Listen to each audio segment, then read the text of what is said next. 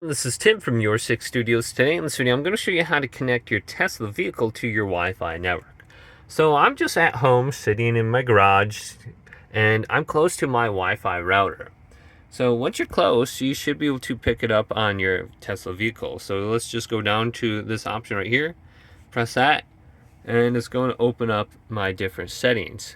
We can scroll on down until we get to Wi-Fi. So we can see Wi-Fi down here, tap Wi-Fi, and we can see all the different options for Wi-Fi in my area. So just make sure Wi-Fi is turned on right there, and then select one of your networks. So I have Scump right here.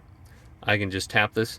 Now enter in the passcode. So I'm going to enter in the passcode right now, and it's going to enter in my passcode. So I'm going to bring this to the side, and then once I get done entering everything in, I can just go to the screen here, tap it, go to continue, and now I should connect.